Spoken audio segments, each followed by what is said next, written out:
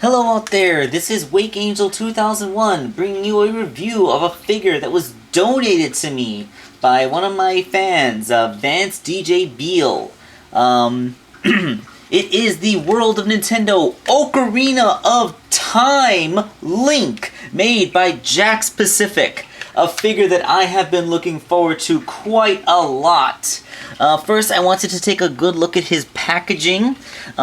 I wanted to note up in the corner, the artwork shows Link taking, getting ready to fire his hero's bow, an iconic image from the Ocarina of Time strategy guide. And look, they even took the effort to cut around his ear. See, it flows down with his hat, but then it comes back out for his ear. That's very nice. Flipping it over to the back, you can see a glamour shot of the Link figure. As you can see, like, there's a few little touches of paint on the prototype image that do not appear on the actual toy, but it's okay. It's a minimal difference compared to some. It shows off the Link figure's articulation, and we get to see the other figures that are appearing in this wave. Well, Link is here on the end, so you have Gravity Suit Samus, Fire Luigi, a Shy Guy, and Tanuki Suit Mario. All very nice figures, nothing I'd actually collect. Gravity Suit Samus is pretty cool and all, but, you know, maybe if it had universal shoulder joints I would have gone for it, but as it stands, I think the regular Samus and my Figma are going to be enough. Okay, so that's all I gotta say about the packaging. Let's open this thing up and get the figure out. Taken out of the packaging, the Link figure looks pretty fan-tucking-fastic. I love this thing! Oh gosh, he's so awesome. So first, let's get some size comparisons out of the way. Here's the original Video Game Superstars figure made by Toy Biz. And here is the Skyward Sword Link made from, from Wave 1 of the World of Nintendo line.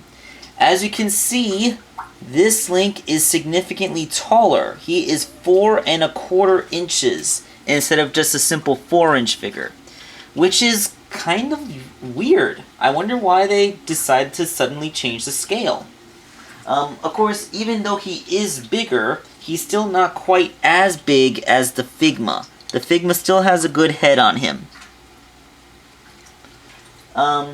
Comparing to other figures in the World of Nintendo line, I guess he actually stands pretty well next to Fox. Yeah, I mean, Link doesn't look overly short next to Fox now. So I guess if you want a Link who can be a little bit more of an appropriate scale next to your Fox without appearing overly huge, without appearing overly short, like, or shelling out the money to get the Figma. Why am I stuttering so much? Then you can, you can get this guy. Here is the Samus figure, one of the other relatively tall ones from the line. She's still taller than him, but I think it's the size of the head, because they just don't feel like they scale right, because Link and Samus are supposed to be basic humans with the same general body proportions, so why is Samus' head so small? No, I think Skyward Sword is still the only figure that truly scales with this Samus. But that's okay. Because this is Link. He's an Ocarina of Time character from the Nintendo 64 game, so, it's better that he can stand next to a character from the Nintendo 64. Alright, articulation. Head is on a swivel, but it gets blocked by his hat.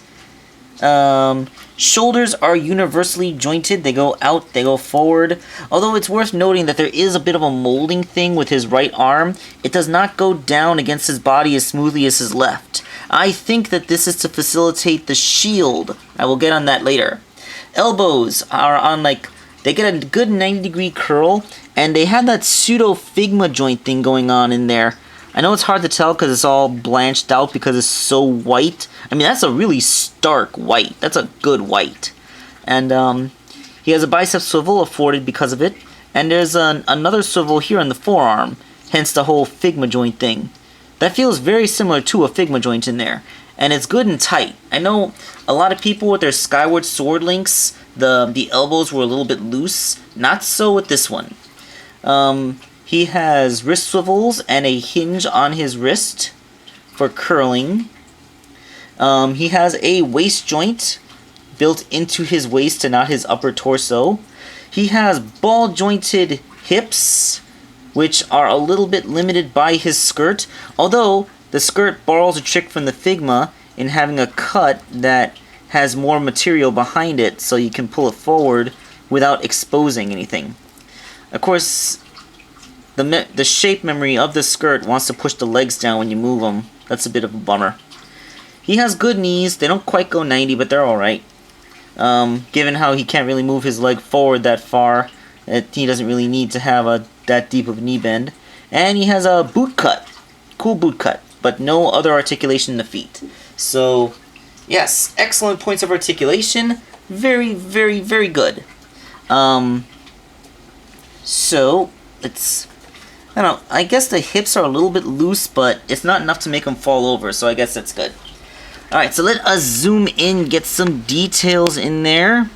His face sculpt is just wonderful. I love how he has a much more stern expression on his face.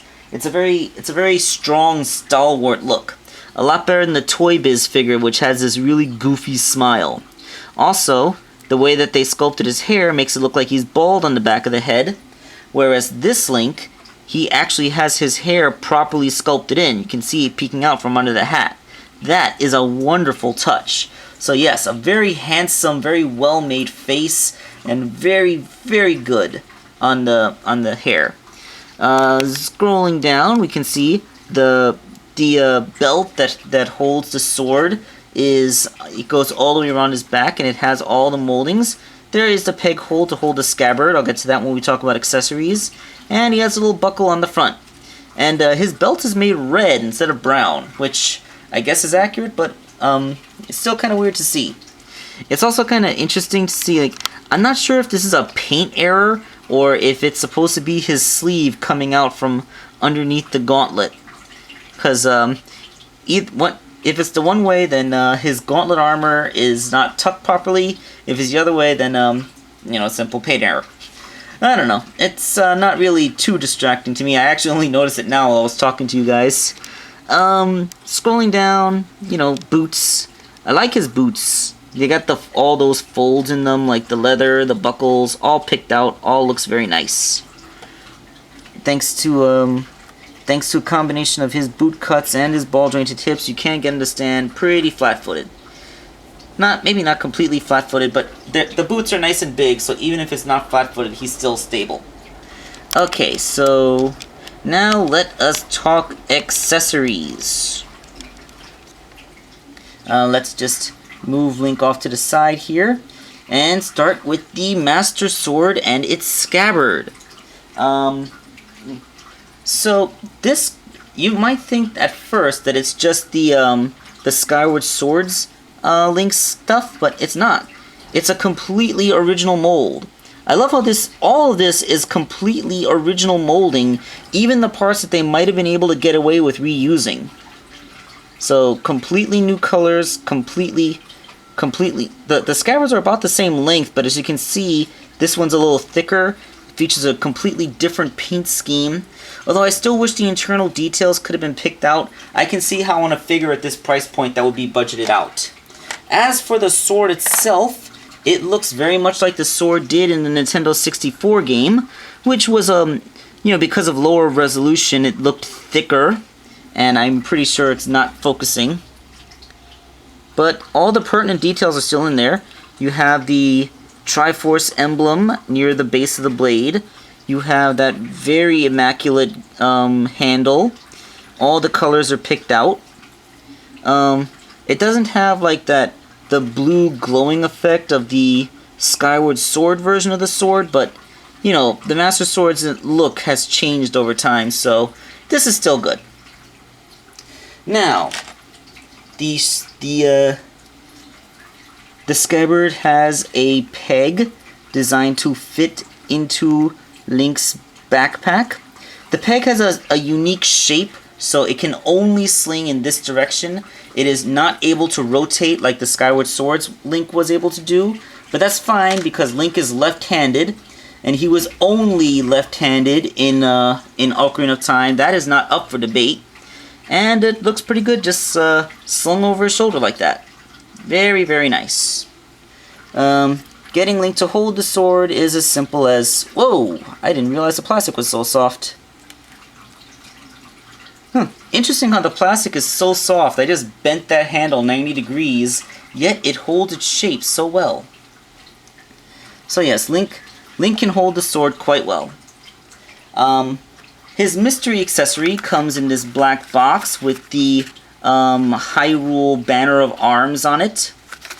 And you simply open the box up. It's not taped closed like some other accessories are. And within it is, well, there's only one thing that could possibly be in here. It is, of course, the Hylian Shield.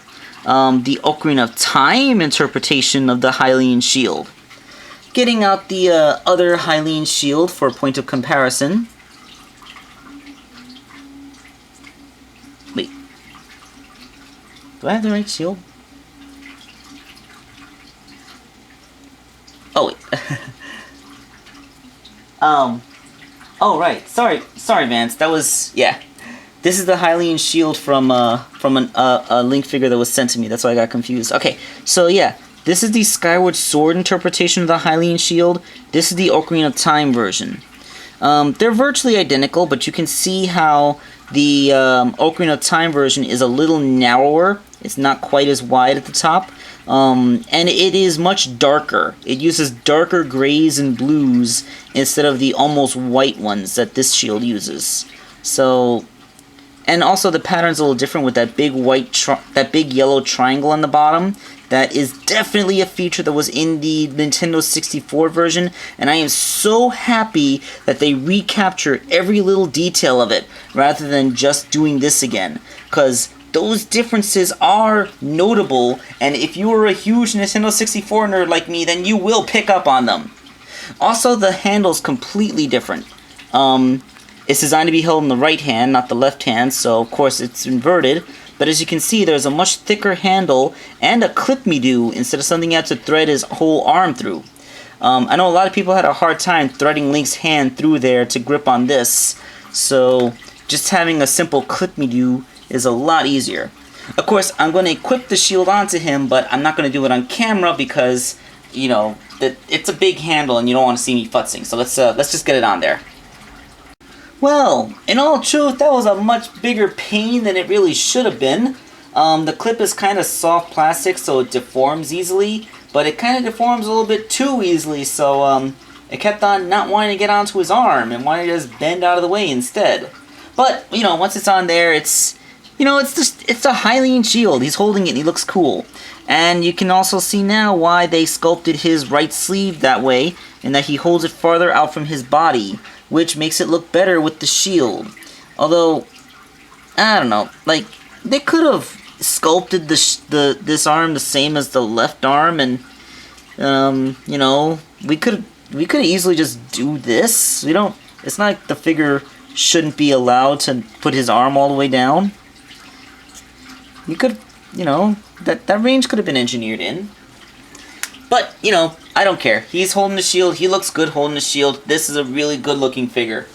Do I recommend this? Oh, God, yes. I absolutely, positively recommend this. I mean, I cannot recommend it enough. I mean, this is the Ocarina of Time interpretation of of Link. I mean, Ocarina of Time was the first Legend of Zelda game that I ever played. It was released for the first Nintendo system that I ever owned. It was heralded as Game of the Year when it came out, and it is still held up to this day as not only one of the best Zelda games in the franchise, but one of the best video games ever made, period. I mean, that was like, what, 1996? It's been almost 20 years. Oh God, it's been almost 20 years. How old am I? I'm only 30, but God, I feel so much older when I say stuff like that. But, dudes, guys, I'm completely and utterly frank with you. This is a great figure. If you are any kind of a Legend of Zelda fan, even if you aren't really into the Jakks Pacific line, this is a fantastic figure. It is not a scaled down version of the Figma like the Skyward Sword interpretation was. It is a 100% completely original mold, and Jakks Pacific should be lauded and encouraged to continue this, because this is just great. Okay, so anything else I would say at this point would just be me gushing, so I'm going to cut us off here. This is Wakeangel2K1.